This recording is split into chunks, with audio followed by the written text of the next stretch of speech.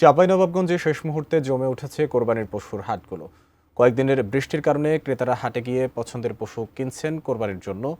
কয়েক বছরের ধারাবাহিকতায় এবারও দেশীয় গরু দিয়েই মিটছে কোরবানির চাহিদা। ভারতীয় গরু না আসায় সন্তোষ প্রকাশ করেছে প্রাণী সম্পদ বিভাগ।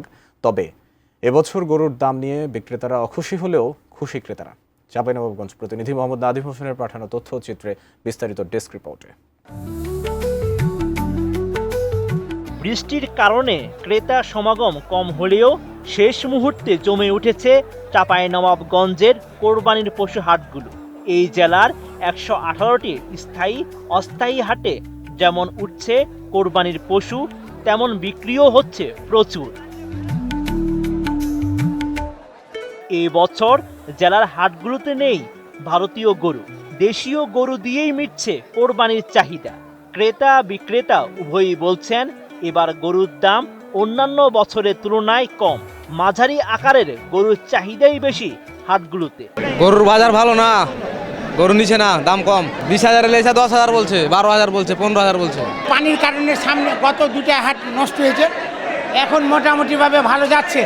আমরা মোটামুটিভাবে গরু বেচা কিনাটা হওয়াতে কিছু সন্তুষ্ট। আলহামদুলিল্লাহ, ভালোভাবে অভিজ্ঞতা, পুরানো লোক, এই কারণে অভিজ্ঞতা ভালো, এই কারণে গরুটা কিনতে পারলাম। পর্যাপ্ত গরু নামেছে হাটের ভিতরে, কিন্তু দাম অনেকটা বেশি। বছরের থেকে 20,000, 15,000, 25,000 এরকম বেশি চাচ্ছে, এবং এখন পর্যন্ত দাম ছাড়ছে না, কমাচ্ছে না। কয়েকদিন বৃষ্টি হওয়াতে মানুষ খুব টেনশনে ছিল, এখন আবহাওয়া ভালোর কারণে গরু ভালো বিক্রি হলো এবং ভালো লাগছে। গরু কম দাম, এই জন্য খুব ভালো লাগলো। দাম নিল 1,47,000, ঠিক আছে। আর দাম মোটামুটি খুব একটা বেশিও না, আবার কমও না, আছে আয়ত্তের মধ্যে আছে। সব মশার বিরুদ্ধে সুরক্ষা দিতে এলো বসুন্ধরা এক্সট্রিম অ্যারোসল, মশার বিরুদ্ধে এক্সট্রিম সুরক্ষা। জেলা প্রাণী সম্পদ বিভাগ জানায় চাঁপাইনবাবগঞ্জে এই বছর কোরবানির যোগ্য গরুর সংখ্যা 1,06,000-এর বেশি। জেলার চাহিদা মিটিয়ে প্রায় 30,000 উদ্বৃত্ত রয়েছে। সেগুলো এরই মধ্যে রাজধানী সহ বিভিন্ন এলাকায় পাঠানো হয়েছে বিক্রির জন্য। এদিকে জেলায় হাটগুলোতে যাতে অসুস্থ পশু বিক্রি না হয় সেজন্য তৎপরতা চালাচ্ছে প্রাণী সম্পদ বিভাগ। আমরা প্রতিনিয়তই আমাদের মোবাইল ভেটেরিনারি টিম সেখানে অবস্থান করছে।